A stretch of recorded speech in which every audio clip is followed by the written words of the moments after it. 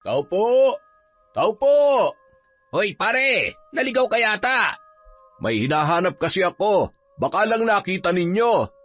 Ano bang hinahanap mo't dito mo naisipang pumunta? Ay, nawawala kasi yung alaga naming aso. Kung nawawala yung aso mo, mali ka ng lugar na pinuntahan. Hindi to dog pound. Ikaw naman, mukhang seryoso nagtatanong yung tao eh. Pero wala talaga rito yung aso mo, parang Fernan. Napaka-espesyal naman ang asong yun para sa'yo, Fernan. Sinisipingan mo rin ba yun gaya ng misis mo? Bastos ka.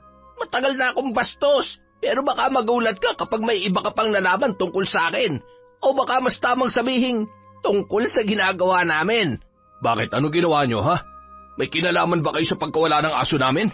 Paano kung iiyak ka ba't magluluksa? Putya pare, aso lang yun. Asong kalye. Papalitan ko na lang ng pag-aalaga ng aso sa palengke para hindi sumama ang loob mo. Kung ganun, inaamin mo nga na may kinalaman kayo sa pagkawala ni Maldito? Aba, ayos ah. May pangalan pa yung aso. Mukhang mahal na mahal nyo nga talaga yung asong yun ah. Pero sayang, hindi na yun makakakahol sa mga tiyan namin eh. Akalain mo yun, Mulong. Masarap pala ang asong alagang-alaga ng amo. Manamis-namis yung karne. Parang gusto ko pang umulit eh. Balikan kaya natin yung isa pa nilang alaga. O mas maganda kung pati yung dalaga ni Fernan ay matikman din natin. Mga hayop kayo! Taon 2011, Cotabato. Nung dalaga pa lamang si Kamya ay isa siya sa mga ligawin sa kanilang lugar. Maganda, matangkad at bumagay rin sa kanya ang pagkamorena ng kanyang balat. Ngunit sa likod ng kagandahang yun, nagkukubli ang taglay niyang karunungan sa paggamit ng itim na kapangyarihan. Kung tutuusin, kaya niyang paibigin ang sinumang lalaki na kanyang matitipuhan, gamit ang kanyang kaalaman sa panggagayuma. Marami namang nanliligaw sa kanya, ngunit isa sa mga yon ay wala siyang natitipuhan. Dahil ang lalaking itinitibok ng kanyang puso ay may asawa na nung mga panahon na yon. Walang iba kundi si Fernan. Pangingisda ang hanap buhay ng lalaki dahil ang pamilya niya ay nagmamay-ari ng isang malaking fishing boat. Ginamitan siya ng gayuma ni Kamya kaya nagkaroon sila ng lihim na relasyon. Hanggang sa nagdalang tao na ang babae. Dahil wala pa ring alam ang asawa ni Fernan tungkol sa kanilang relasyon, naging isang malaking problema sa lalaki ang pagbubuntis ni Kamya. Ngunit handa raw yun na akuin ang bata bilang anak, kaya lamang hindi pa rin sila maaaring magsama. Hanggang sa magdesisyon si Fernan na sila ay maghiwalay, oras na maipanganak niya ang batang nasa kanyang sinapupunan. Hindi siya pumayag dahil mahal na mahal niya ang lalaki. Ngunit wala na siyang nagawa pa dahil buo na ang desisyon noon. Mas malaki raw ang magiging problema nila kapag ipinilit pa niya na sila ay magsama. Nang maipanganak ni Kamya si Talia, saka pa lamang ipinagtapat ni Fernan sa asawang si Stella ang tungkol sa bata. Kaya naman, nang malaman noon na siya ang kabit ng asawa, ay kaagad siyang sinugod nito. Hindi niya napaghandaan ang pagdating ng babae. Nang araw na yon, abala siya sa pagluluto ng hapunan. Nasa kwarto ang kanyang anak at mahimbing pang natutulog sa duyan, kaya nagkaroon siya ng oras na makapagluto. Ngunit ilang sandali lamang ay biglang bumukas ang pinto at mula roon pumasok ang galit na asawa ng nakabuntis sa kanya. Kamya, magpakita ka sa akin, malandi ka! Stella, teka, anong ginagawa mo rito? Bakit bigla-bigla ka na lang pumapasok nang walang pahintulot? Pahintulot? Siraulo ka pala eh. Bakit ikaw? Humingi ka ba ng pahintulot sa akin nung tikman mo ang asawa ko? Hindi ka pa nakontento? Nagpabuntis ka pang hayop ka? Wala akong alam sa sinasabi mo. Umalis ka na bago pa tayo magkasakitan dito. Tanga! Hindi ako aalis dito hanggat hindi kita nasasaktan. Mga agaw ka! Itong bagay sa'yo, kakalbuhin kitang hayop ka! Bitawan mo ako, ano ba? Hindi kita bibitawan hanggat hindi ko nauubos yung buhok mo! Sa tindi ng galit ni Stella, nadampot noon ang kutsilyong ginagamit ni Kamya sa paghahanda ng lulutuin. Walang pag-aalinlangang sinugatan ng babae ang kanyang muka. Naramdaman na lamang niya ang pagdaloy ng dugo mula sa kanyang pisngi. Inagaw niya ang kutsilyo sa kamay ni Stella at nang makuha yon, hindi pa rin nagpatalo ang babae. Marahas noong hinablot ang kanyang buhok at buong lakas na itinulak. Sa kasamaang palad, nawalan siya ng balanse at bumagsak sa may lutuan, kung saan nakasalang ang pinalalambot niyang karne. Tumapon sa kanyang muka ang mainit na sabaw ng nilulutong ulam. Napahiyaw si Kamya na masunog ang kanyang buong muka. Kung hindi pa dumating si Fernan, hindi siya madadala sa ospital. Bagamat nagamot pa si Kamya ay tila naging bangungot sa kanya ang nangyari. Wala na ang dati maganda niyang muka na hinahangaan ng mga kalalakihan. Ang makinis niyang pisngi ay naging puro kulubot na lamang. Umabot yon hanggang sa kanyang leeg at kaliwang balikat. Halos hindi na siya makilala sa bago niyang itsura. Dahil sa nangyari sa kanya ay kinausap na lamang niya si Fernan para sa isang malaking desisyon. Pasensya ka na sa ginawa ng asawa ko. Hindi ko naman akalaing susugod siya sa bahay mo para saktan ka. Hindi mo kailangang humingi ng pasensya dahil alam ko naman na kung dumating ka na mas maaga, poprotektahan mo kami ni Talia. Nakita mo na ba ang itsura mo ngayon? Oo, kahit ako natatakot sa sarili kong muka.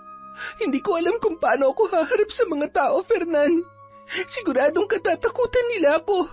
Teka, si Talia, nasaan siya? Iniwan ko na muna sa kapatid ko. Doon muna siya hanggat hindi ko pa nakakausap na maayos si Stella. Fernan, hindi ko na maaalagaan si Talia. Hindi ko alam kung paano ko siya palalakayin sa poder ko dahil siguradong mahihirapan lang siya. Ayoko maging tampulan siya ng tukso dahil sa nakakatakot kong itsura. Gusto ko magkaroon ng normal na buhay ang anak natin. Ano ba ang plano mo? Gusto ko munang umuwi sa amin sa probinsya. Makikituloy muna ako sa lola ko. Pwede bang ikaw na muna ang bahala kay Talia? Alam kong mas mapapabuti siya kung nasa iyo siya, Fernan. Nakikiusap ako. Huwag mong pababayaan ang anak natin. Akong bahala sa kanya. Basta mag-iingat ka kung saan ka man pupunta.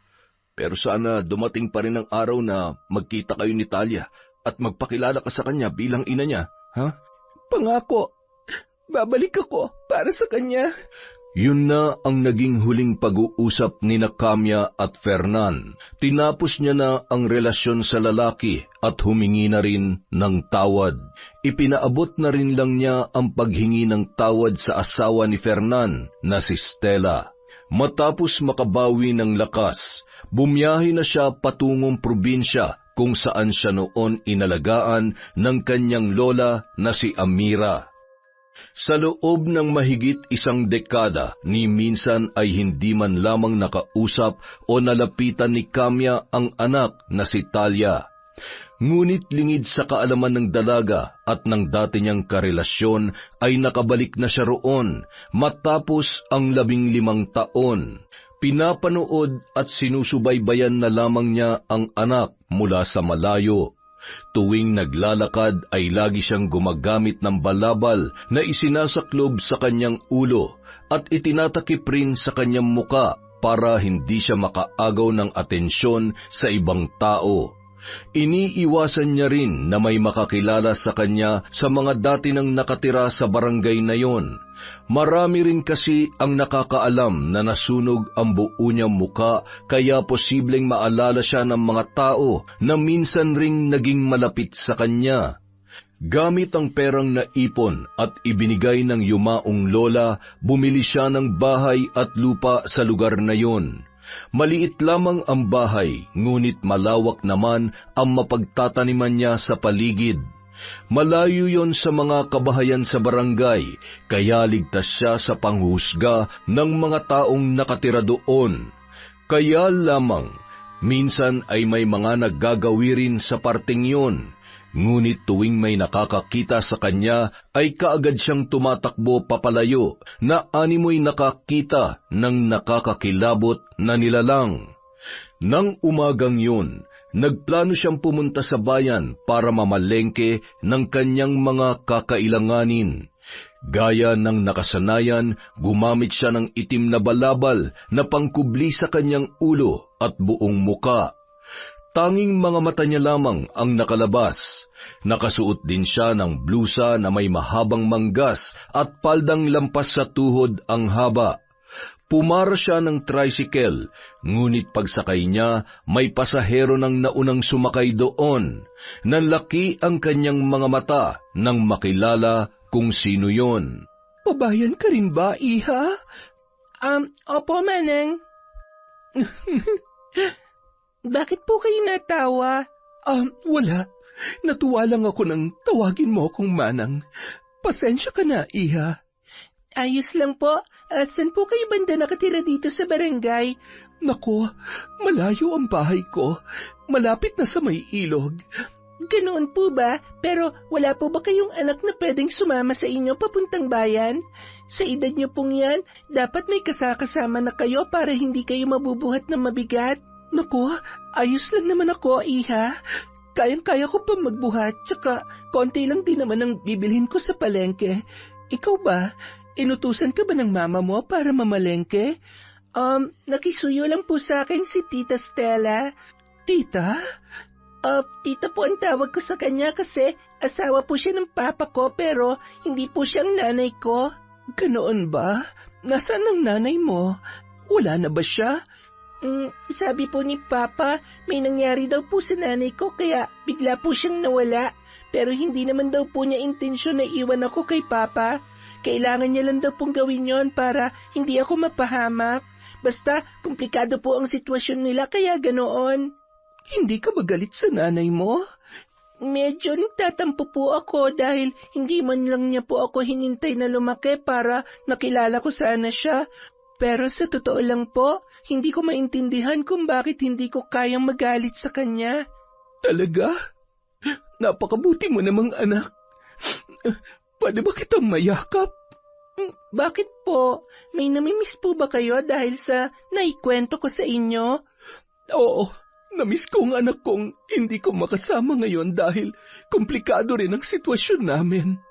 Kaedad mo lang din siya, iha. Talaga po? Kung ganon, kailangan ko rin po pala kayong mayakap. Iisipin ko na lang na kayo po ang nanay ko para medyo mabawasan naman po ang pangungulila ko sa kanya. Tila gumaan ang pakiramdam ni Kamya matapos makausap at mayakap ang anak na matagal na panahon niyang hindi nakasama. Sa maikling sandaling yun, naibsan ang kanyang pangungulila kay Talia. Masaya rin siya na lumaking magalang at may mabuting puso ang dalaga kahit nasa puder yon ni Stella na siyang dahilan ng kanyang pagtatago. Samantala, hindi naman maipaliwanag ni Talia ang naramdaman matapos niyang makausap ang babaeng nakasakay sa tricycle kani-kanina lamang. May pakiramdam siya na tila ayaw niya nang mapalayo roon at gusto niya yung makasama pa ng mas matagal. Masyadong magaan ang loob niya sa ginang kahit na yun pa lamang ang unang beses na sila ay nagkakilala. Matapos mamalengke, dumiretso na pauwi ang dalaga.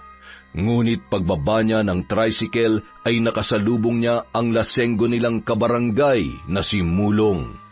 30 anyos na ang lalaki pero wala pa ring trabaho at umaasa lamang sa pagnanakaw.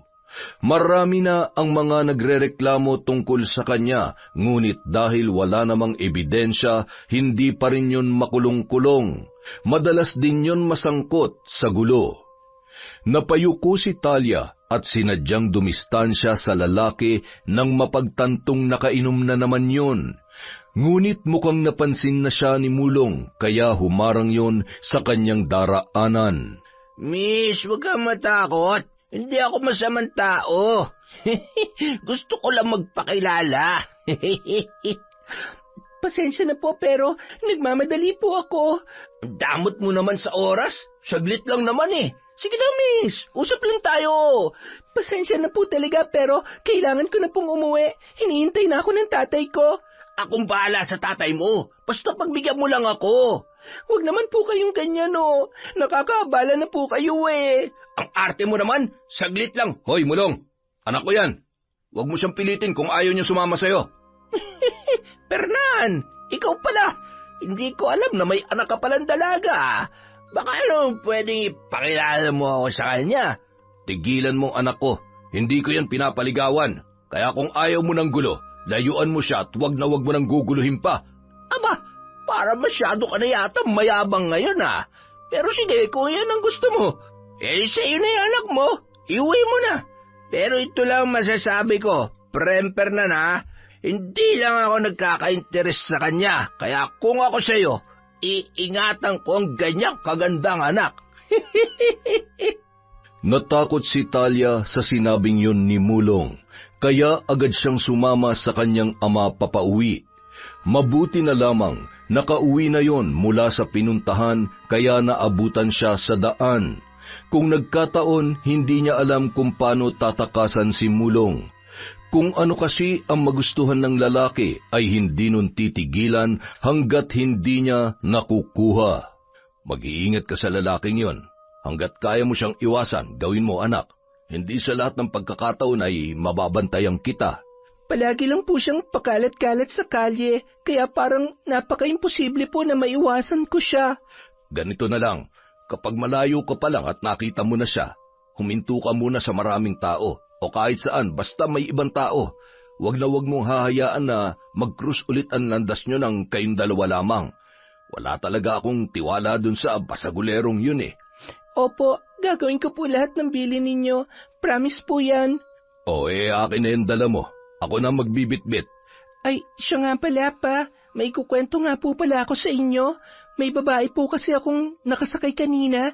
May takip po ng balabal ang ulo niya kaya hindi ko gaanong nakita ang mukha niya pero nagkakwentuhan po kami. Nakakatuwa nga po kasi ang gaan-gaan po ng loob ko sa kanya. Talaga? Naitanong mo man lang ba kung anong pangalan niya? Hindi nga po pero taga rito lang din po siya sa barangay natin. Malayo raw ang bahay niya kasi dun pa raw po siya sa may papuntang ilog nakatira. Ganun ba? Sayang naman at hindi mo man lamang nalaman ang pangalan niya. Pero kung taga rito lang siya, malaki ang posibilidad na magkita pa ulit kayong dalawa. Ngunit mula nung araw na yon, hindi na muli pang nagkita sina Kamya at Talia. Bagamat nangungulila para sa kanyang anak, batid niyang hindi makakabuti ang pagiging malapit nila sa isa't isa. Nang hapong yon, abala si Kamya sa pagwawalis ng mga tuyong dahon sa kanilang bakuran. Sa pagkakataong yon, hindi na siya nagtakip pa ng muka dahil wala namang ibang tao roon. Ilang sandali pa, nagulat na lamang si Kamya nang tumama ang isang may kalakihang bato sa kanyang braso. Nabitawan niya ang hawak na walis at napangiwi nang maramdaman ang pagkirot ng tinamaan ng bato.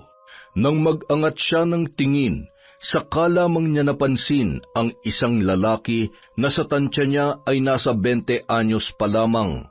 Hawak nun sa kabilang kamay ang isa pang bato na handa na namang ipukul sa kanya. Hoy, bakit ka namamato, ha? Nakakasakit ka na. Wala akong pakialam kahit masaktan ka. Mukha ka namang aswang eh. Aswang! Aswang! Umalis ka na kung ayaw mong pagpirapirasuhin ko yung katawan mo.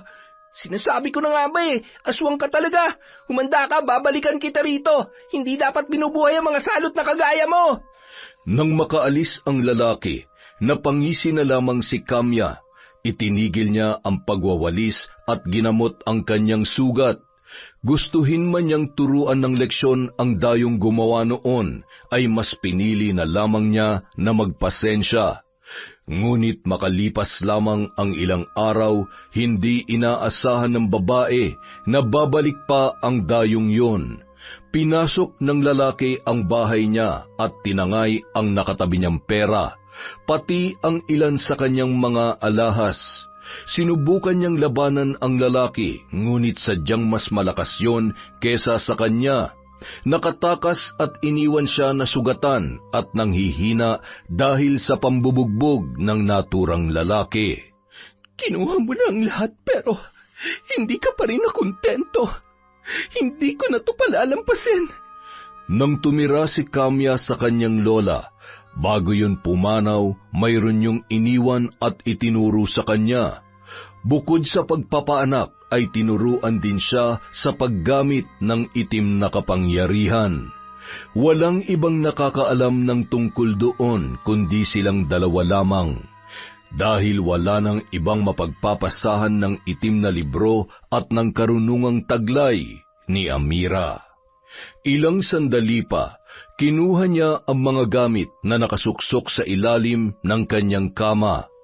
Puro alikabok na ang mga yun dahil matagal-tagal din niyang hindi nagamit. Tiningnan niya ang orasan at maya-maya napasulyap siya sa labas ng bahay. Tamang-tama lamang dahil malapit na ang pagdilim ng buong paligid. Sinimulan niya sa pagsindi ng mga kandila. Kinuha niya ang may kalakihang itim na plato at saka iginuhit doon ang isang simbolo gamit ang kanyang daliri na pinatakan ng langis na may orasyon. Maya-maya pa, lumabas ang usok mula sa nabuong simbolo. Binuksan niya ang itim na libro at nakapikit na dinama ang mga letra na nakasulat doon. Hindi niya na yon kailangan pang tingnan dahil nung inaaral pa lamang niya ang mga salita na nakasaad sa libro, ay nakabisa niya na ang lahat ng yon. Samantala, nang araw ding yon ay abala sa pagpapalakad ng aso ang mag-amang sina Fernan at Talia. Hawak ng dalaga ang tali ng paborito niyang aso na si Maldito. At ang kanyang ama naman ay hawak ang pinakamatanda nilang alaga. Pareho silang mahilig sa aso at ang dalawang yon ay napulot lamang nila sa kalsada. Iniuwi nila ang mga yon para alagaan at itinuring na rin na parang tunay na miyembro ng kanilang pamilya. Ang laki-laki na talaga ni Maldito, pa. Parang kailan lang, tuta pa siya na mapulot natin sa palengke. Mukhang malalakihan pa nga niya tong si Kulot eh. Medyo may pagkabansot kasi yan si Kulot. Parang tinipid sa laki. Nak, sandali. Bakit po? Si Bacchus ba yun? Ah, siya nga po, pa. Mukhang lasing na naman. Pagyawang-gewang na naman maglakad eh. Parang hindi lang basta lasing eh. Mukhang masama yata ang pakiramdam, anak. Nako, hayaan nyo na siya, pa. Baka kapag pinagmalasakitan nyo yan, imbis na magpasalamat, saktan pa kayo. Alam nyo naman kapag kabarkada ni Mulong. Ha? Naku, natumba na nga. Teka anak, hawakan mo muna tong si Kulot. Umuwi na kayo. Pupuntahan ko lang yan si Bacchus. Hindi na napigilan ni Talia ang ama nang lapitan noon si Bacchus na nakabulagta sa mabatong kalsada. Gustuhin man niyang makiusisa sa nangyayari sa lalaki ay hindi maaari dahil kailangan niya nang iuwi ang kanilang mga alaga. Hinintay na lamang niyang makauwi si Fernan. Dinala raw noon si Bacchus sa barangay hall para matulungang madala sa ospital. Hindi na raw sumama ang kanyang ama dahil may mga kakilala naman ang lalaki na nagtatrabaho sa barangay hall. Nakarating naman sa magkapatid na Mulong at Mio ang nangyari sa malapit nilang kaibigan na si Bacchus. Nang malamang nasa ospital yun ay kaagad nilang pinuntahan. Ngunit nang abutan nila ang kaibigan doon ay hindi na yon makausap. Puno ng bukol ang katawan ni Bacchus. Namumutla rin yon at nanunuyo ang balat na medyo nagkakaamoy na ng mga sandaling yon. Bakit kaya nagkaganyan si Bacchus? Masigla naman siya nung huling kita natin sa kanya. Baka may dinaramdam na talaga siya, kaya hindi nakasama sa atin kahapon. Pero nung isang araw lang, magkakasama naman tayo, di ba? Bakit ganyan na kaagad ang itsura niya? Buhay pa siya pero para na siya naagnas na bangkay. Sigurado may gumanaw sa kanya, kaya siya nagkakaganyan. Tingnan mo, kuya, ang daming sugat ng katawan niya. Baka mamaya, binugbog na yan eh. Hindi eh. Tingnan mo ang bukol niya. Parang dyan nanggagaling yung mga sugat. Pero grabe ang amoy. Napakalansa. Parang punong-puno na ng nana ang loob ng katawan niya eh. Nakakadiri man tingnan at amuyin pero tropa pa rin natin siya, kuya. Alam ko, kaya alamin natin kung ano nga ba talagang nangyari sa kanya. Teka, balita ko si Fernando ang nagdala sa kanya sa barangay hall ah. Di kaya may kinalaman yung taong yun? Bad trip yung palagi sa atin eh. Lalo na sa akin dahil hinaharang ko sa daan yung anak niyang dalaga. Kahit noon pa mayabang na talagang Fernan na yun eh. Mukhang kailangan na natin bawasan ang kayabangan niya. Kuya, ano ba naiisip mo? May kinalaman man siya o wala sa nangyari kay Bacchus, tuturuan pa rin natin siya ng leksyon para matuto siyang kumilala ng tunay na malakas dito sa lugar na to. Ano nga bang plano mo, kuya? Parang trip ko yung alaga nilang aso eh. Alam mo ba, nakita ko pa si Fernan noon nakaraan, hinahalikan ba naman yung alaga nila? Parang sira ulo. May anak naman pero parang baby rin ang turing nila sa mga alaga nila. Alam mo kung ano ibig sabihin nun? Ganun nila kamahal ang kanilang mga alaga. Isipin mo, ano kaya magiging reaksyon niya kapag binawasan natin ng isa? Gusto ko yan naiisip mo, kuya. Sakto, wala pa tayong pulutan bukas. Mataba yung alaga nilang aso kaya sobra pa sa pulutan yun. Pang ilang araw din nating uulamin yun. Kailan ba natin gagawin yan, kuya? Mamayang gabi, kapag mahimbing na ang tulog nila. Teka, paano kung mag-ingay yung mga yun at magising si Fernan? Siguradong yari tayo nun. Madali lang ang solusyon dyan. May pampatulog ako sa bahay. Hindi ka naman masyadong handa sa mga pinaplano mo, kuya, no? Teka, saan naman galing yun? Siyempre, may mga kakilala ako. Ginagamit din namin yun sa mga asong bantay sa mga ninanakawan namin. Ayos ka talaga, kuya. Ako pa ba? Nasa dugo natin ang pagiging matinik sa pagnanakaw. Kung yung malalaking tindahan nga napapasok ko nang hindi ako nahuhuli, yung pakayang aso na nasa labas na ng bahay. Basic lang yan. Nang gabing yon, hindi na nagsayang pa ng oras sinamulong. Pinuntahan nila ang bahay ni Fernan para nakawin ang isa sa mga alaga noong aso. Matagumpay naman nila yun nakuha, ngunit imbis na patulugin lamang ang isa pang alaga ng lalaki ay nilason na lamang nila yon. Pinili nila ang asong si Maldito na mas malusog at mas maganda ang pangangatawan. Pagkarating sa kanilang bahay, agad na nagpakulo ng tubig si Mulong para katayin ang ninakaw na aso. Pinukpok naman yun ni Mio sa ulo para matuluyan ng bawian ng buhay. Ipinatong noon ang katawan sa ibabaw ng lamesang kawayan saka sinimulang tanggalan ng balahibo. Kahindik-hindik ang ginawa nila sa inosenteng alaga ni Talia noong gabing yon. Matapos isalang sa kawa ang mga tinadtad na karne, ang ilang bahagi ng katawan ng aso ay itinapon na lang nila sa likod bahay. Sa isip-isip ni Mio, wala namang makakakilala sa kinatay nilang aso kung ibabase lang sa kulay ng balahibo dahil pangkaraniwang asong kalye lamang ang kanilang ninakaw. Tingnan ko lang kung hindi mabaliw ang Fernan na yun sa ginawa natin. Pati na rin ang maarte niyang anak. Wisit talaga yung Talia na yun. Kada mo kung sino, masyadong suplada. Hayaan mo na yun. Marami pa namang ibang babae dyan. Sabihin mo lang sa akin kung sino, ako mismo magdadala sa'yo. Nako, wag na kuya. Baka pag-inita na naman tayo ng mga bida-bida rito. Pero mo, kapag gigil na talaga ako at hindi ko na kayang pigilan, sasabihan naman kita. Basta yung pang-inom natin sagot mo palagi yan. Akong bahala dyan, kuya. Samantala, pagkagising pa lamang ni Talia ay ang aso na kaagad ang kanyang hinanap. Pero paglabas niya ng bahay, bigla siyang kinabahan nang makitang tali na lamang ang naiwan doon. Nalibot na niya ang buong bakuran pero hindi pa rin niya mahanap ang kanyang alaga. Sinubukan na rin niyang maglakad-lakad sa labas dahil baka nakawala lamang yun. Ngunit nang hindi pa rin niya makita si Maldito, ay bumalik na siya sa kanilang bahay. Bagamat nahihiyang abalahin sa ginagawa si Stella, naglakas loob na lamang siya na tanungin ang babae. Tita, pasensya na po sa abala. Itatanong ko lang po sana kung pinakawalan niyo po si Maldito. Ha? Ay, naku, hindi. Maraming asong pag-alagala at hindi natin alam kung may sakit ang mga yon. Kaya hindi ko pinakakawalan si Maldito. Wala po kasi siya sa pinagtatalian ko sa kanya eh. Tingnan mo na lang muna dyan sa labas. Baka nakawala. Si Kulot naman po nananamlay. Para pong may sakit. Ay, ako na bahala kay Kulot. Hanapin mo na muna si Maldito at baka makalayo pa yon. Delikado pa naman dito. Baka matsyempohan pa ng mga lasenggo at gawing pulutan. Kapag nawala talaga si Maldito, iisa lang ang pwedeng kumuha sa kanya. Si Mulong.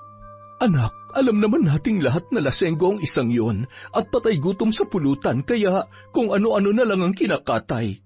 Pero hindi pa naman tayo nakakasiguro kung nasaan na ba talaga si Maldito. Kung may kumuha man sa kanya, hindi rin tayo pwedeng basta-basta na lang mambibintang. Kilala mo naman si Mulong. Kapag nalaman nila na pinagbintangan mo sila, baka sugurin tayo rito at saktan. Sige po, tita. Maglalakad-lakad na lang po muna ako para maghanap. Kapag dumating po si Papa, pakisabi na lang po na hinahanap ko si Maldito. O siya, sige, mag-iingat ka. Umiwas ka sa mga tambay, ha?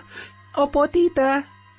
Nang unang araw na dinala ni Fernan si Talia sa bahay para ipaalam kay Stella na anak yon ng kanyang asawa sa kabit na si Kamya, ay halos hindi niya matingnan ang bata. Ngunit sa paglipas ng mga araw ay naakit siya sa maamo at inosenteng muka ni Talia, at nang sinubukan niyang kalungin ang bata, doon na nawala ang kanyang galit. Naisip niya na wala namang kasalanan ang batang yun, kaya kahit hindi niya kadugo ay itinuring pa rin niyang parang tunay na anak. Patas ang turing niya sa mga anak niya kay Fernan at kay Talia. Wala siyang pinapaboran dahil ayaw niyang magkaroon ng samaan ng loob ang magkakapatid. Mayroong parte sa kanya na nagsisisi sa ginawa niya kay Kamya. Sana ay kinumpronta niya na lamang ang babae at hindi na sinaktan. Hindi sana mangyayari ang malalang tinamunoon na siyang dahilan, kaya iniwan na lamang kay Fernan ang kanyang anak. Walang inilihim sa kanya ang asawa. Sinabi ng lalaki ang lahat ng mga ibinili ni Kamya at kung ano ang napag-usapan ng dalawa, kaya kahit papaano ay nakaramdam din siya ng awa sa babaeng yon. At nang magdalaga si Talia ay mas lalo niya yung natutunang mahalin, kahit may ibang taong nagsasabi na masyado siyang martir dahil kinupkup pa niya ang anak ng kabit ng kanyang asawa. Hindi na lamang niya pinapansin ang mga yon dahil mas mahalaga sa kanya na buo ang kanyang pamilya. Itinigil ni Stella ang ginagawa para puntahan ang isa pa nilang alaga. Paglabas niya ng bahay, naabutan niya ang asong hinang-hinana at nakahiga na lamang sa sahig na ginawa nila para higaan noon. Anong nangyari diyan kay Kulot? May sakit ba siya? Parang may sakit nga.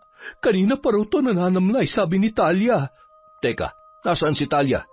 Inilakad ba niya si Maldito? Yun na nga ang problema. Lumabas siya para hanapin ang asong yon dahil nakawala sa pagkakatali.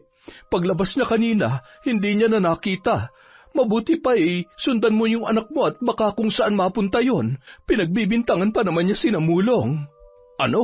Ay, ang batang yun talaga, oo. Mapapahamak lang siya sa mga lasenggong yon. O siya, susundan ko na muna si Talia. Pauuwiin ko agad pag nakita ko. Tapos ako na lamang ang maghahanap kay Maldito. Mabuti pa nga, kapag hindi pa naging maayos to si Kulot maya-maya, dalhin na natin sa veterinaryo.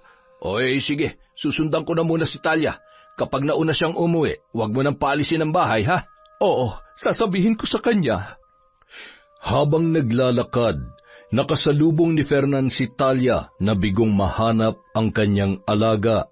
Pinauwi na lamang niya ang anak para siya na ang magpatuloy sa paghahanap.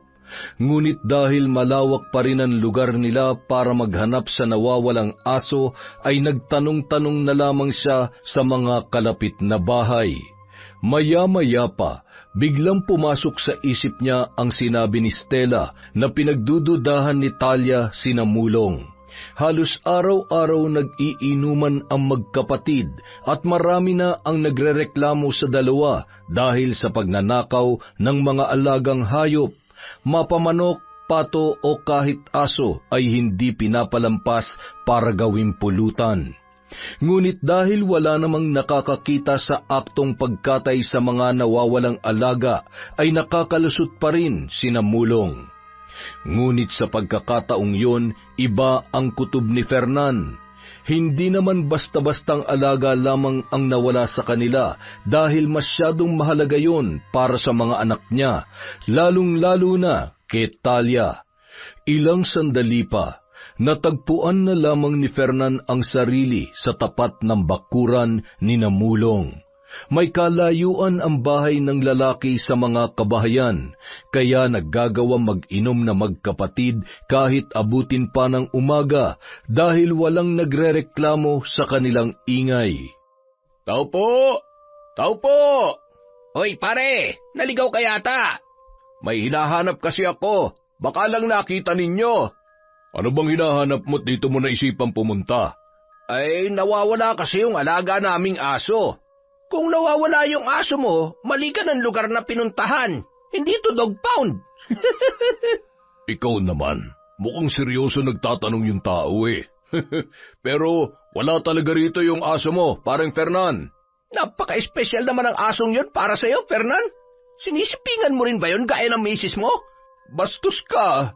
Matagal na akong bastos, pero baka magulat ka kapag may iba ka pang nalaman tungkol sa akin. O baka mas tamang sabihin, tungkol sa ginagawa namin. Bakit? Ano ginawa nyo, ha? May kinalaman ba kayo sa pagkawala ng aso namin? Paano kung iiyak ka ba't magluluksa? Putya pare, aso lang yun. Asong kalye. Papalitan ko na lang ng pag-aalaga ng aso sa palengke para hindi sumama ang loob mo. Kung ganun, inaamin mo nga na may kinalaman kayo sa pagkawala ni Maldito? Aba, ayos ah. May pangalan pa yung aso. Mukhang mahal na mahal nyo nga talaga yung asong yun ah. Pero sayang, hindi na yun makakakahol sa mga tiyan namin eh. Akalain mo yun, Mulong. Masarap pala ang asong alagang-alaga ng amo. Manamis-namis yung karne. Parang gusto ko pa ngang umulit eh. Balikan kaya natin yung isa pa nilang alaga. O mas maganda kung pati yung dalaga ni Fernan ay matikman din natin. Mga hayop kayo! Sa galit ni Fernan, hindi niya na napigilan pa ang sarili at sinugod na ang magkapatid. Nagpambuno sila roon, ngunit dahil pinagtulungan ni Mio at Mulong si Fernan, wala siyang naging kalaban-laban sa mga yon. Bumulagta na lamang siya sa lupa na puno ng pasa ang muka.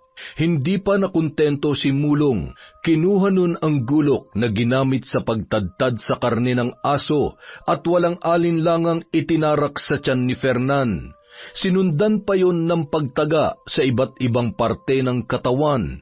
Hindi tumigil si Mulong hanggang sa tuluyan ng malagutan ng hininga si Fernan. Nang kumalat na ang dilim sa buong paligid, hindi na napigilan ni Natalia at Stella na mag-alala para sa kanilang padre de pamilya na noon ay hindi pa rin nakakauwi. Naghintay sila hanggang hating gabi. Ngunit sumapit na lamang ang umaga ay hindi pa rin nakakauwi si Fernan. Doon na tuluyang nabahala si Stella. Pumunta sa barangay hall ang ginang para magpatulong sa paghahanap sa nawawalang asawa. Ngunit lumipas na ang ilang araw ay wala pa ring nangyayari. Kung saan-saan na sila naghanap pero hindi pa rin nila makita si Fernan. Halos mamanhid na ang mga paa ni Talia sa paglalakad matapos magtanong-tanong sa kabilang barangay. Noong siya ay pauwi na, hindi niya na nagawa pang pumara ng masasakyang tricycle dahil halos mawala na siya sa kanyang sarili sa labis na pag-aalala para sa kanyang ama. Dumagdag pa ang pagluluksa niya sa alaga nilang aso na namatay matapos ang ilang araw na hindi pagkain at pagsusuka. Hinala nila ay nilason yon ng araw na nakawin ang aso niyang si Maldito. Sa pagkatulala, hindi niya na nakilala ang babaeng nakasalubong nung mga sandaling yon. Naku, pasensya na po kayo. Hindi po kasi ako nakatingin sa dinaraanan ko. Ayos lang, iha. Nakayuko na kasi ako mula nung matanaw ko may makakasalubong ako. Kaya lang, hindi ko napansin na malapit ka na pala. Pasensya ka na rin. Teka, parang pamilyar po kayo sa akin. Tama, kayo nga po yung nakasakay ko sa tricycle. Ang tagal ko po kayong hindi nakita.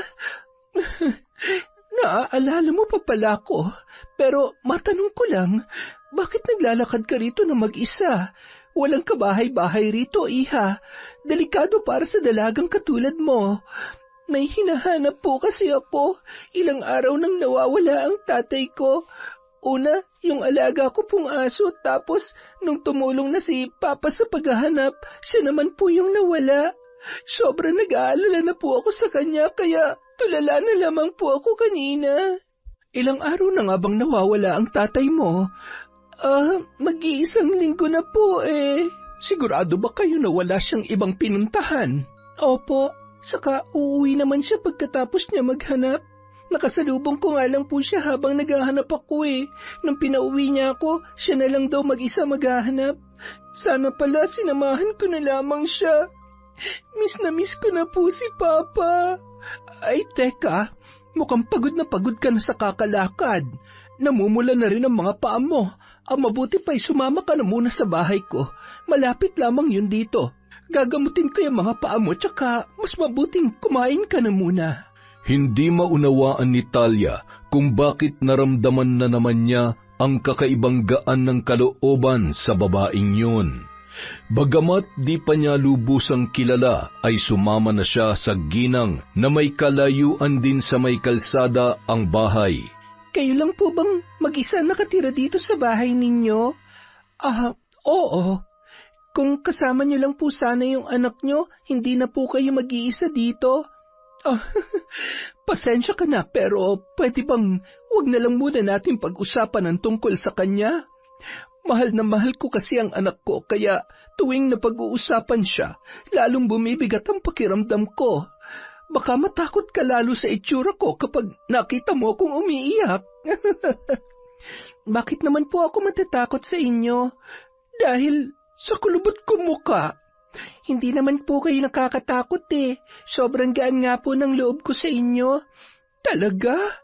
Opo, kaya hindi nyo na kailangan takpan ng mukha nyo kapag ako po ang kaharap nyo. Okay lang po sa akin.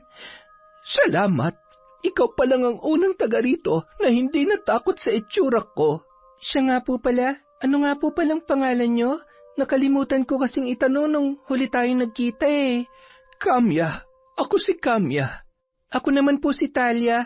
Natalia po talagang pangalan ko, pero mas sanay po si Papa at Tita Stella na tawagin akong Talia. Yung tita mo nga pala, kumusta ang trato niya sa'yo?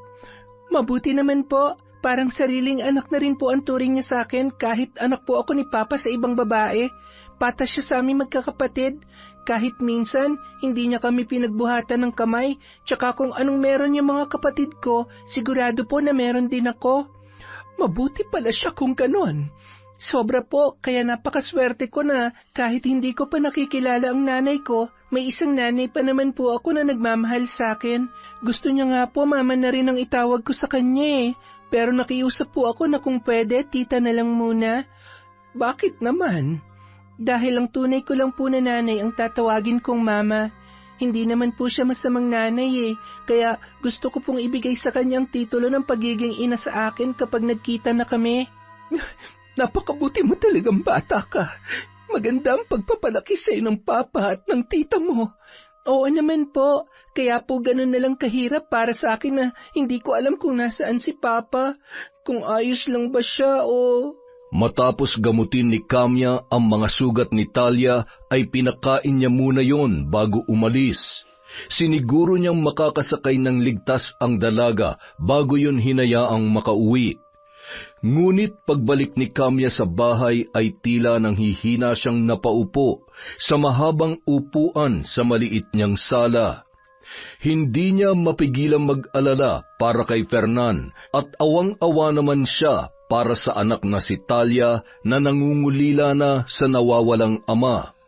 Kung hindi makakabalik si Fernan, ay mawawalan na ng magulang ang kanilang anak.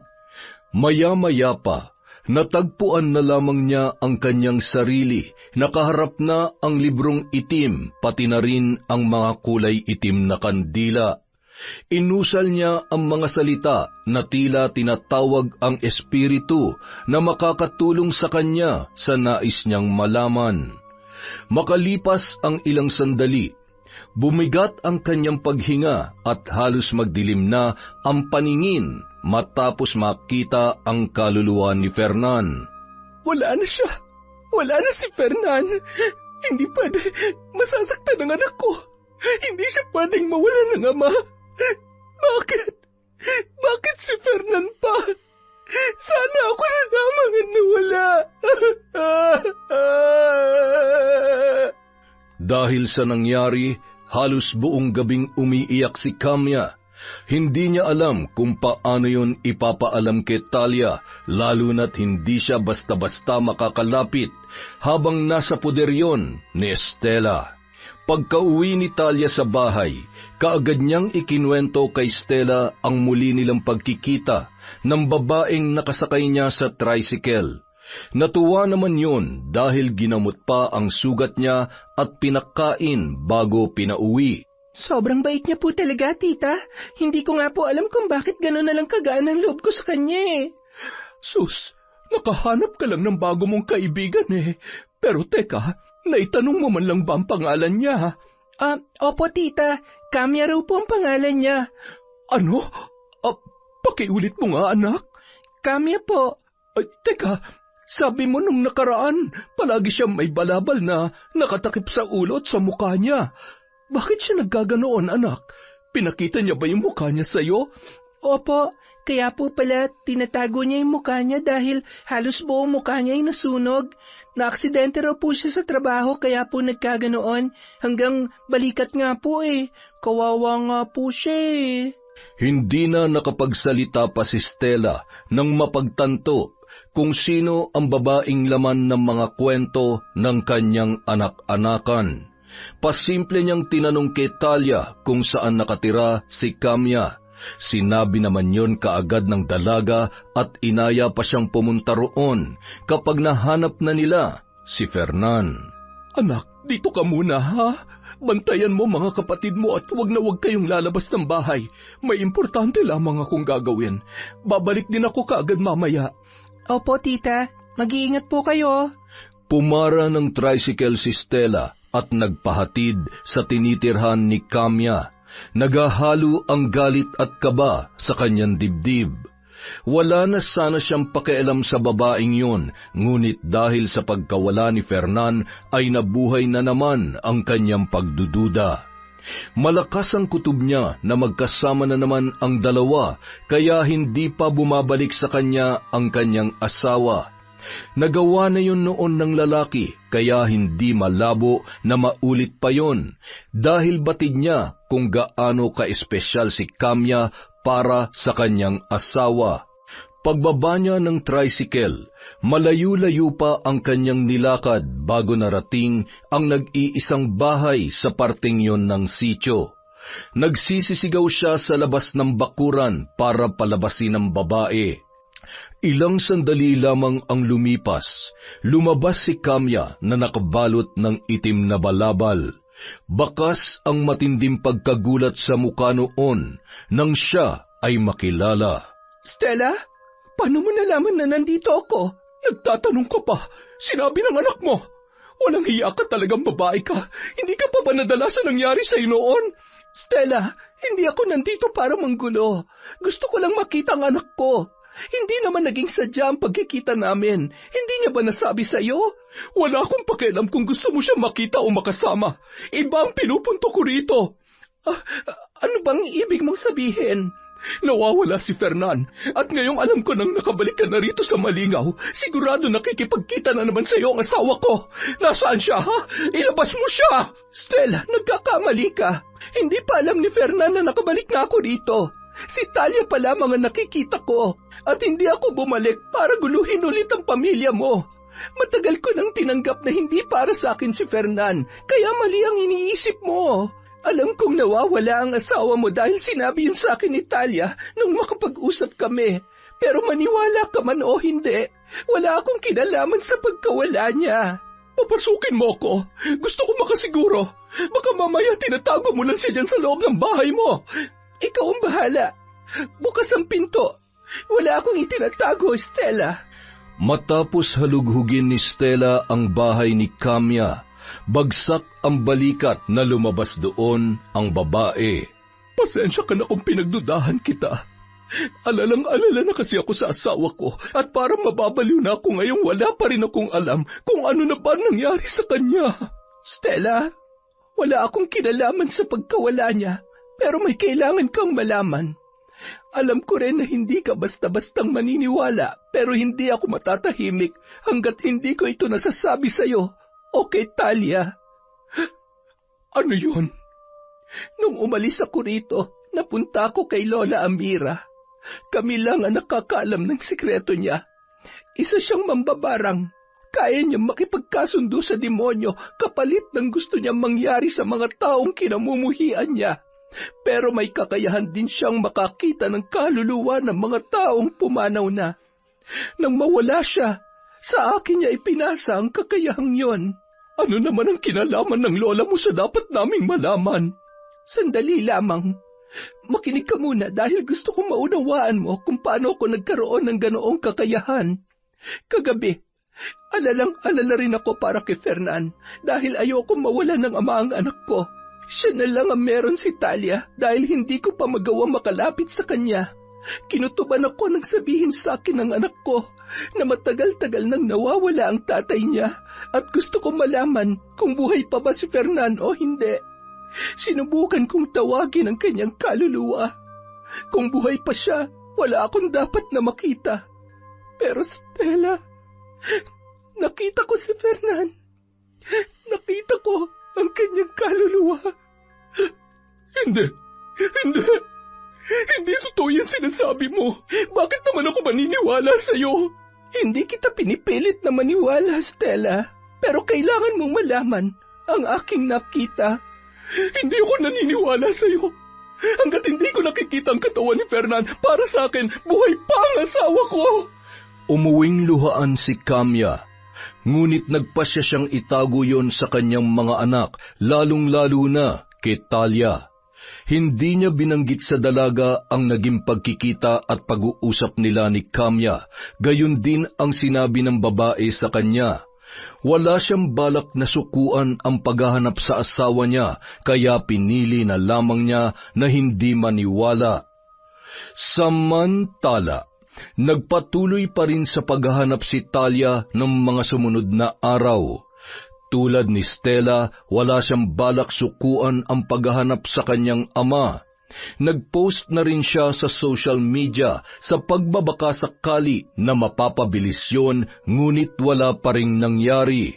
Hanggang sa tadhana na mismo ang gumawa ng paraan para malaman niya kung nasaan ang kanyang pinakamamahal na ama. 5:00 ng hapon, pauwi na si Talia matapos gawin ang inutos sa kanya ni Stella. Paliko na sana siya nang biglang makarinig ng tawanan. Napakunot ang kanyang noo dahil pamilyar sa kanya ang boses na yun. Dali-dali siyang nagtago sa likod ng may kalakihang puno nang lumakas ang tawanan. Bahagya siyang sumilip para makumpirma kung sino yon. Ilang sandali pa, nakita niya si Mulong na kasama ang kapatid nitong si Mio. Nagtatawanan ang dalawa habang bitbit ang isang plastik na naglalaman ng nakaboteng alak. Mukhang mag-iinuman na naman ang magkapatid.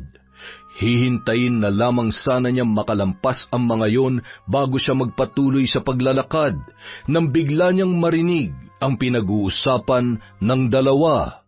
Mukhang nababaliw na ang pamilya niya sa paghahanap sa kanya. Akala nila makikita pa nila yon? Kung alam lang nila na tayo may kagagawa ng pagkawala ng alaga nila, tsaka anong mayabang na yon, ay nako. Hindi nila alam inuuod na yung hinahanap nila. Yung isa naman, naitaay ko na. Kaagad na napaisip si Talia tungkol sa pinag-uusapan ng magkapatid. Dala ng kuryosidad ay nagpasya siyang sundan na lamang ang dalawa para makasiguro. Ngunit hindi na siya nagtangkapang sundan ang mga yon sa harap ng bahay dahil mahahalata na siya ng dalawa. Umikot siya sa bandang likod ng bahay kaya lamang ay may bakod na kawayan doon kaya hindi siya basta-basta makakapasok. Kailangan ko malaman kung anong tinutukoy nila kanina. Sigurado nandito lang yun sa likod ng bahay nila. Maya-maya pa, napahinto sa paglalakad si Talia nang manuot sa ilong niya ang kakaibang amoy. Para yung nabubulok na katawan ng hayop. Sinundan niya kung saan yun nagmumula. Habang papalapit ng papalapit, ay palakas rin ng palakas ang kabog ng kanyang dibdib. Nang babaybayin niya na ang bakod, ay natuntun niya ang sirang parte noon. Dahil may kaliitan ng siwang ng nasirang bakod, kinailangan pa niyang kalasin ang ilang piraso ng kawayan para tuluyan ng makapasok sa bakuran. Nakahinga siya ng maluwag nang makalusot sa naturang bakod. Puno ng mga sirang gamit at kung ano-anong basura kaya hindi niya agad natukoy kung saan nagmumula ang nabubulok na amoy. Ilang sandali pa, natigilan siya nang makita ang isang pamilyar na gamit. Teka, pitaka to ni Papa. Lalong lumakas ang pagkabog ng kanyang dibdib nang mapagtanto na sa ama niya nga ang wallet na yon. Nanginginig niya yung binuksan. Wala nang ibang laman ng pitaka maliban sa lisensya at ilang mga resibo. Sa muling paghakbang, napatingin siya sa tinatapakan nang mapansin ang itinabong lupa roon. Nagpalinga-linga siya sa paligid para maghanap ng gagamiting panghukay, hanggang sa mahagip ng kanyang paningin ang isang pala. Dali-dali niyang hinukay ang parteng tinabunan ng lupa para malaman niya kung ano ang naroon. Pero sa isip-isip niya, lihim siyang nananalangin na sana'y mali ang kanyang kutob. Makalipas ang ilang sandali, unti-unting tumambad sa kanya ang pamilyar na kulay ng damit. Nabitawan niya ang pala na makita kung ano ang kanyang nahukay. Walang iba kundi ang katawan ng kanyang ama, na ilang araw na niyang hinahanap. Naikuyom niya ang kanyang kamao at nagtangis ang mga ngipin dala ng matinding galit. Pinatay nila ang tatay ko. Magbabayad sila. Dahil sa matinding emosyon ni Talia, hindi na siya nakapag-isip pa. Sinugod niya sina Mulong at Mio na noon ay nagsisimula pa lamang uminom. Hinampas niya ng pala si Mulong, nawalan yun ng balanse mula sa pagkakaupo at bumagsak sa lupa. Anak ng teteng, ano ang problema mo? Pinatay niyo ang tatay ko. Pinatay niyo siya. Mga hayop kayo. Hoy, magdaan-daan ka nga sa pambibintang mo. Wala kang pruweba. Anong wala, ha? Nakita ng dalawang mata ko ang katawan ni Papa na ibinaon niyo lang sa likod bahay. Kuya, akala ko ba nalinis mo? Ano to? Nalintikan na. Ipapakulong ko kayo. Sisiguruhin ko mabubulok kayo sa bilangguan. Mga demonyo! Dahil sa sinabing yon ni Talia, naalarma ang magkapatid. Nang makita nilang paalis na ang dalaga, ay mabilis yung hinablot ni Mio sa braso. Saan ka pupunta, ha? Akala mo ba makakaalis ka pa dito? Walang makukulong sa amin, tanga! Isiksik mo yun sa kokote mo! Kuya, wag mo naman masyadong sindakin. Sayang ang ganda niya, no? Oo nga, no? Ito na palang pagkakataong hinihintay mo, tol. Palay na mismo lumapit sa manok. Bitiwan mo ako! Ano pa? Ngayon pa? Miss, alam mo naman ang ginawa mo, hindi ba? Pumasok ka ng walang pahintulot. Kung akong tatay mo, didisiplinahin kita. Kaso wala na siya eh. Inuuod na. Sana pala nagtanim ako kahit kamatis lang. Sigurado ako natataba yun. Hayop ka! Mga demonyo kayo! Shhh! Huwag ka nang magalit, my loves. Huwag ka mag-alala. Hindi mo ako tatay. Pero didisiplinahin kita sa paraan na alam ko at gusto ko. Napasigaw at pumalag si Talia mula sa pagkakahawak ni Mio, ngunit wala na siyang nagawa nang busalan na noon ang kanyang bibig. Ibinagsak siya ng lalaki sa kama. Nagtawanan ang magkapatid nang maluha siya sa takot. Sa pagkakataong yun, pinagsisihan niya na nagpadala siya sa kanyang emosyon.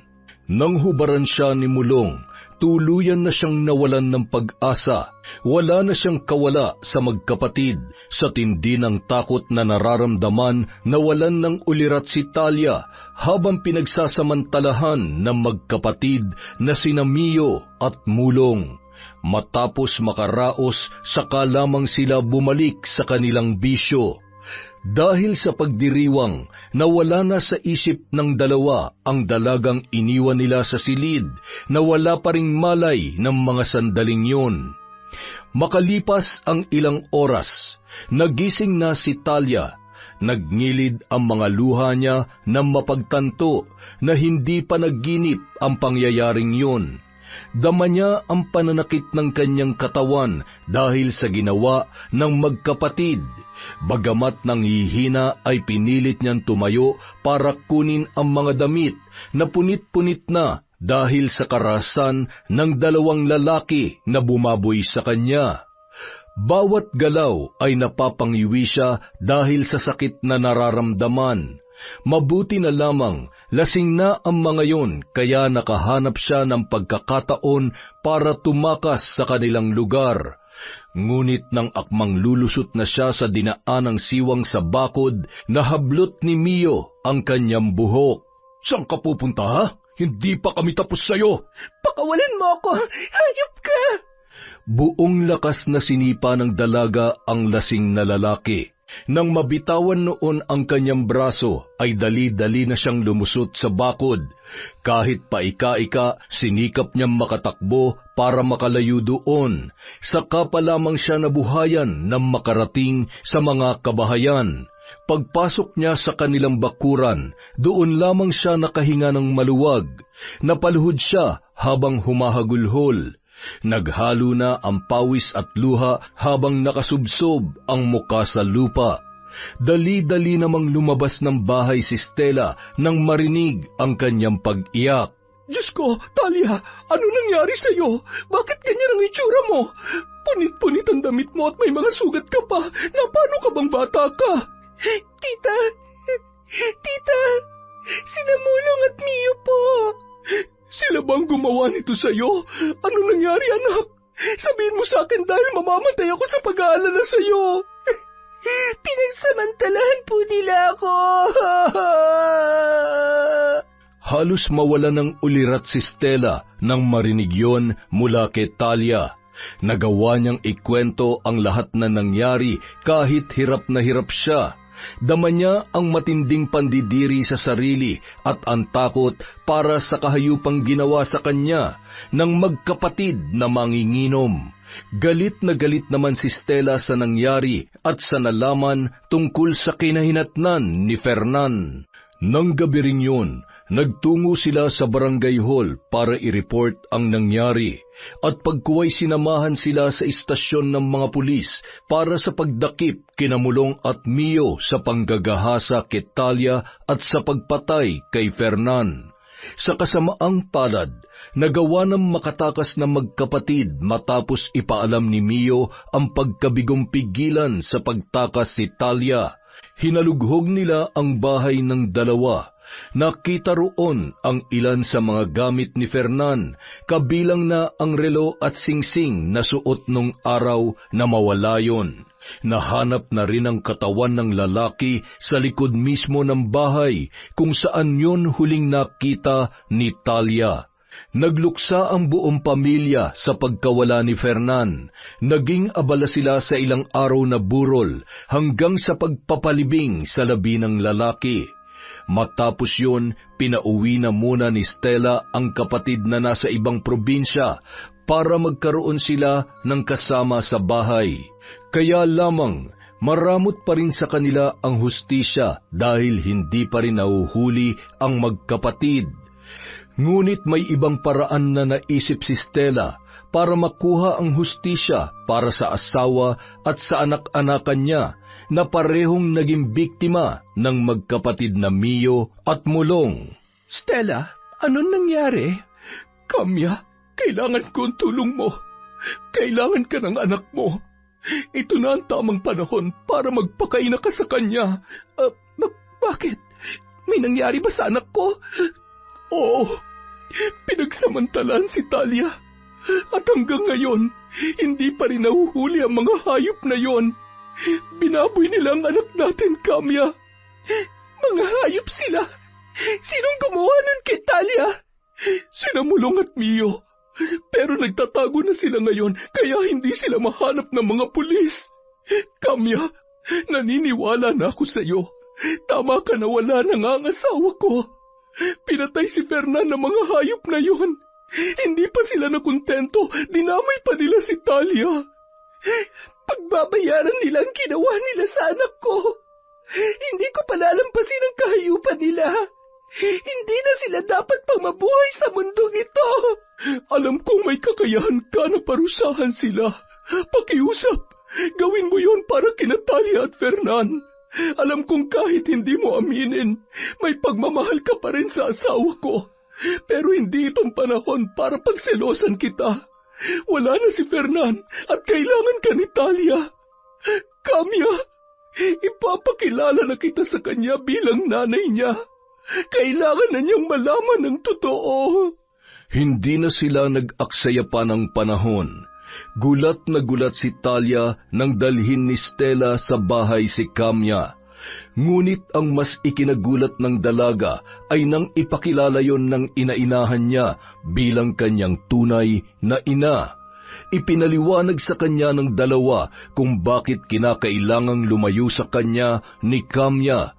Dahil hindi naman siya nagtanim ng galit para roon, ay tinanggap niya yon ng buong puso. Napuno ng emosyon ang bahay na yon dahil sa pagpasok ni Kamya sa buhay ng pinakamamahal niyang anak. Pasensya ka na talaga, anak, kung ngayon lamang ako nagpakilala sa iyo. Pero ilang taon na akong nandito. Ilang taon na kitang sinusubaybayan. Nandun ako ng graduation mo, pati recognition. Kaya lang, hindi naman kita pwedeng lapitan dahil baka pagtawanan ka ng mga kaklase mo. Hindi ka nila pagtatawanan, Ma. Kung nakilala lang sana kita na mas maaga, ipagmamalaki kita sa kanila. Kapag nangyari yon, hindi ka na nila magagawang pagtawanan.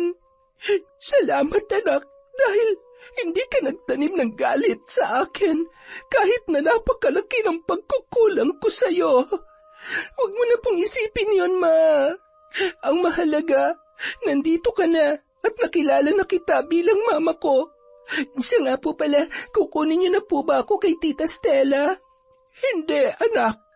Alam kong masaya ka at mas maayos ang buhay mo kapag nasa poder ka niya. Pero sisiguruhin ko na lagi tayong magkakasama. Susuportahan kita at hindi na ako mawawala pa ulit, anak ko. Salamat po, Ma. Kahit hindi naging madali ang pinagdaanan ko at hanggang ngayon, naiiyak at natatakot pa rin ako kapag naaalala kong ginawa sa akin ng mga demonyong yon. Gumagaan po ang pakiramdam ko kahit paano dahil sa inyo ni Tita Stella. Kaya lagi ka magpapasalamat sa Tita Stella mo, ha? Tsaka aalagaan mo rin siya dahil naging mabuti siya sa'yo. Buti nga po nagkaayos na kayong dalawa eh. Pero sana hindi na lang nangyari ang away niyo noon para hindi kayo nagkaganyan. Wala na tayong magagawa, anak, dahil nangyari na yon. Tsaka napatawad ko na si Stella sa kanyang ginawa.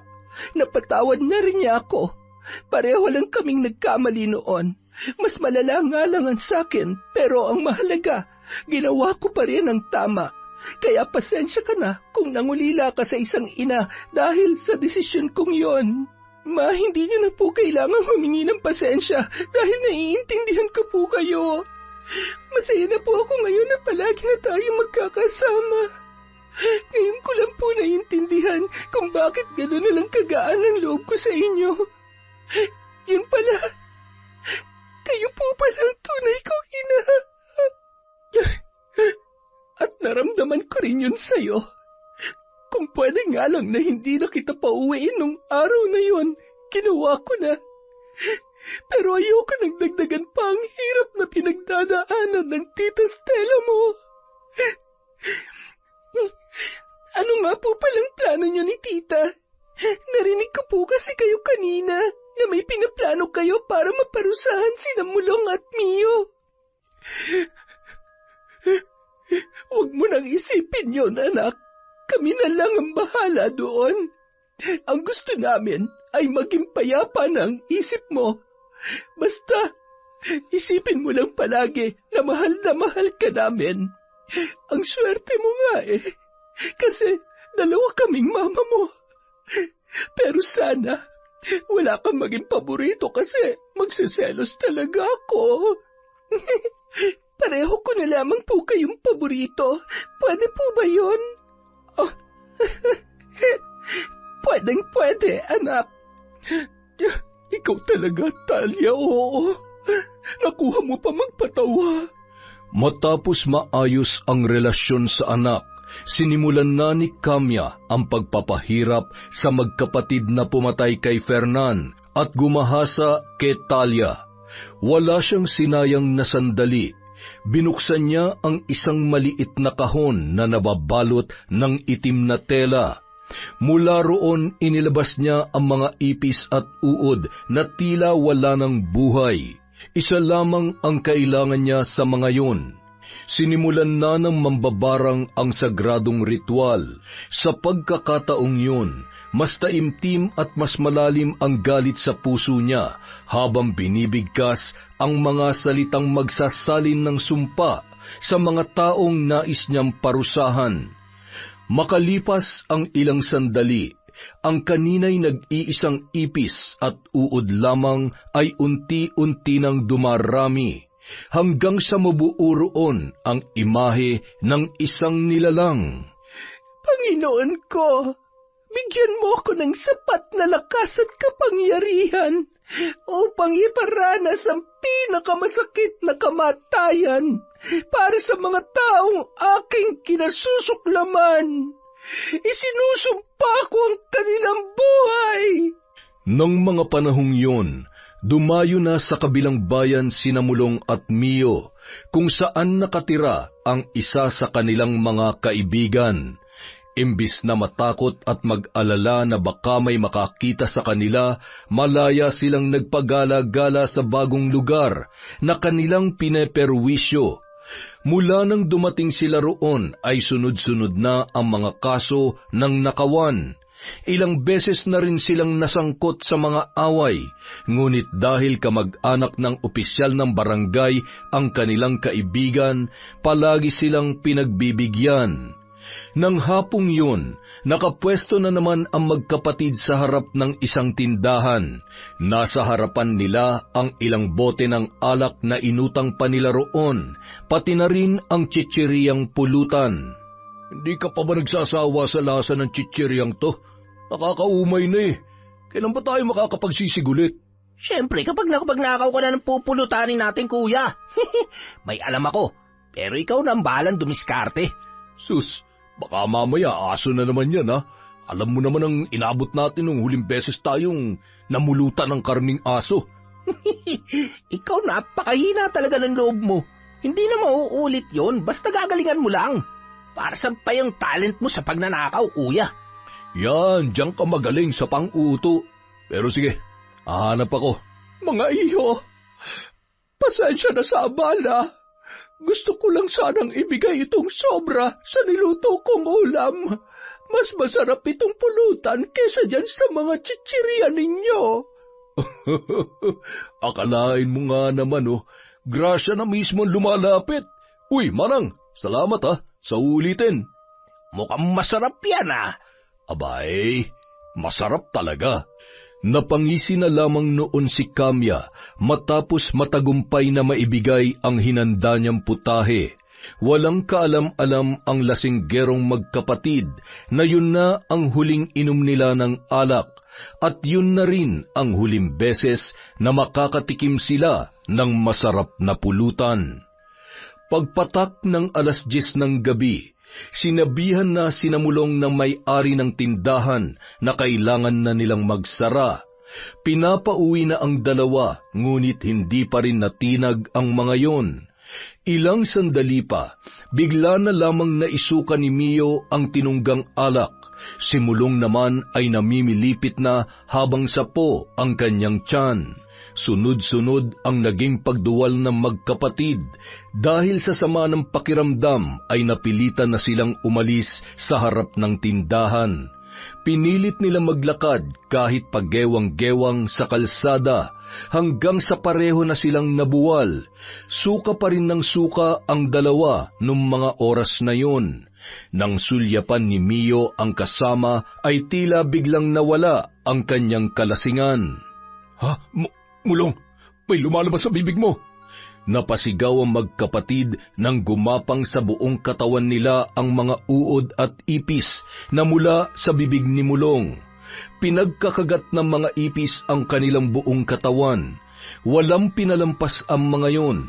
Ang mga uod walang kahirap-hirap na pumasok sa kanilang ilong, tainga maging sa kanilang mga mata. Unti-unting dumilim ang paningin ng magkapatid at halos gumapang na lamang sa kanilang dinaraanan.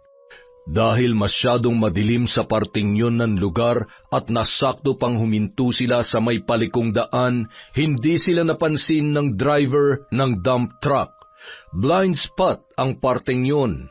Huli na para magpreno ang driver na nagmamaneho ng truck na puno ng mga tipak-tipak na bato na hinakot mula sa gumuhong parte ng bundok na naroroon. Dahil sa aksidenteng nangyari, nagkalasug-lasug ang katawan ni Mulong at Mio matapos masagasaan ng dump truck. Halos wala na silang pagkakakilanlan nang matagpuan ng mga taga-barangay na nilapitan ng driver para humingi ng tulong. Ngunit nakaagaw pansin din sa mga tao ang uod at mga ipis na nagkukumpulan sa katawan ng magkapatid. Kumalat ang usap-usapan na patay na ang dalawa bago pa man masagasaan ng truck.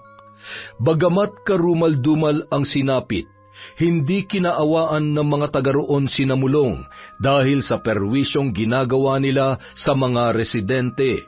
Ang sabi pa ng iba, karma daw yon para sa naturang magkapatid. May balita na tungkol kina Mulong at Mio. Wala na sila at karumal-dumal na naging pagkamatay nilang dalawa. Nararapat lamang yun sa kanila. Kung tutuusin, kulang pa ang kamatayan nila para pagbayaran ng ginawa nila kina Fernan at Talia. Maswerte sila dahil kamatayan lamang ang pinakahuli nilang kinahantungan na kaya kong ibigay. Pero kung kakayanin ko pang dalhin ang mga kaluluwa nila sa impyerno, hindi ako magdadalawang isip na gawin yon. Para sa akin, hindi rin sapat ang pagkamatay nila.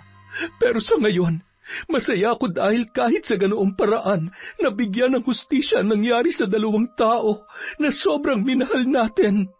Salamat, Kamya. Salamat dahil bumalik ka. Ako ang dapat na magpasalamat sa iyo. Dahil kahit napakalaki na naging kasalanan ko, hindi mo pinabayaan ang aking anak. Napakabuti mong tao, kaya kulang pa ang salitang salamat para sa lahat ng nagawa mo. Pamilya ko si Talia. At ngayong nagkaayos na tayo at pareho rin naman tayong nagmamahal para sa kanya, pamilya na rin kita, Kamya. Napaluhan na lamang si Kamya sa sinabing yon ni Stella. Hindi niya akalain na mapapatawad pa siya ng babaeng minsan naging biktima ng kabaliwan niya sa pag-ibig. Ngunit dahil pinili niyang tanggapin ang pagkakamali at gawin pa rin ang tama, ay nagkaroon pa siya ng isang pagkakataon para maging maayos ang lahat. Ang maging parte ng pamilyang nagmahal at bumuo sa pagkatao ng kanyang anak ang isa sa pinakamagandang nangyari sa kanyang buhay. At hindi niya yun ipagpapalit sa kahit na ano paman. Bagamat nakatira pa rin sa magkaibang bahay, hindi yun naging hadlang para mas madalas na magkasama sina Kamya at Talia. Makalipas ang ilang araw mula nung mabalitaan nila ang nangyari kina Mulong at Mio, dinalaw naman nila ang puntod ni Fernan. Habang nag-aalay ng panalangin sina Stella at Talia, napalingon naman si Kamya nang maramdaman ang kakaibang presensya ng mga sandaling yun. Napaluha siya nang mapalingon, tumambad sa kanya ang kaluluwa ni Fernan. Nakangiti ang lalaki na wari panatag na ang kalooban sa nangyari. Kasabay ng pag-ihip ng malamig na hangin, nawala na ang imahe na biglang nagpakita sa kanya. Ibinalik niya ang tingin sa puntod ng lalaki at bahagyang lumapit para yakapin ang kanilang anak. Nang maramdaman yon ni Talia, ay agad na inabot ang kamay niya para ibigay ang isang puting kandila. Napangiti siya dahil yun pa lamang ang unang beses na humawak siya ng puting kandila mula nung ipasa sa kanya ang kakayahan ng kanyang lola. Sinindihan yon ni Talia gamit ang hawak na kandila para sabay nilang itirik sa ibabaw ng puntod. Pinanood nila ang apoy sa kandila na nagsasayaw sa hangin na parabang gustong iparating sa kanila na payapa na ang kaluluwa ni Fernan. Mula ng mga sandaling yon, wala nang mahihiling pa si Kamya. Panatag na rin ang kanyang kalooban at handa na siya sa bagong yugto ng kanyang buhay, sa piling ng kanyang bagong pamilya. Yon! Di ko nasasabihin. Ang ganda na naman ng kwento natin. Paano ba yan? May utang akong shout-out. Heto na po, dahil merong naniningil ng utang. Simulan natin kay May Megs. Kay Desiree de los Santos, hi po kay Ruby at 41 at SG. Hello din po kay Mine Rola, kay Celestina Sigua, kay Rosemary Casonete. Hello po kay Chris Alcantara. Shout out kay Angel Ann Ojerio, kay Marian Laborte, kay Dong San. Hi po kay Gualberto Emanuel Amarillas. Shout out kay Charlene Gumansing, kay Pureza Tagiwalo, kay Romeo Llamas, The Color Purple. Hi po kay Milaine Jordaline Concepcion. Shout out kay Febe Ranyada. Maraming salamat po sa mga sumusuporta sa Campo Raijin. Hello din po kay Mary Joy Abalos, kay Vilma Bautista, kay Neneng Kabulong, sa Argen Construction Supply from Nature Lover. Hi po kay Abel, kay Aina, kay Mona and Fred from Roslyn Jimenez. Shout out po kay Meredith Jurilia, kay Raymond Hemino, kay Mercy Aniñon, kay Tita Serrano. Hi po kay Wilma Lita of Sevilla Donsol Sorsogon. Shout out po kay Adam Lasa, kay Edna Lintupas, kay Elvira Inocencio from Sitio Bacle, Aranguen, Capas, Tarlac. Sana po tama ang pagkakabigkas ko. Hi po kay Reagan Machico, Cabalfin family of Mabalacat, Pampanga from Lea Cabalfin. Hi po kay Jasmine Vicente, kay Lea Cruz, sa Imperia Ledesma Grefalja family from Maria Grace Grefalja. Hi din po kay Honey Austria, kay Queenie Rose, kay Makita Kahashi, kay Chrisjel Mamado, kay Kat Burglar Cutie, kay Mayumi Cañete, kay Jeneline Jacobe, Michelle de la Cruz. Hi po kay Gina de Luna, kay John Chris, kay Apeng at Yula from Mami Sandy. Hi po kay Jubilin Camacho, uuwi na sa December 6. Ingat po kayo sa flight nyo, ma'am. Hi din po kay Ray, kay Jenny May, kay Billy Ray Buendia from Lucy Buendia. Hi din po kay May Espiritu. Hi kay Monica Nieves, Sydney Crosswind, Glovina Perales. Shout out kay Valerie Joy Nadal at kay Finky Rusi 14. Para po sa mga hindi natin na shout out, babawi po tayo sa susunod. Maraming salamat po sa walang sawang pagsuporta kay Kwentong Enteng.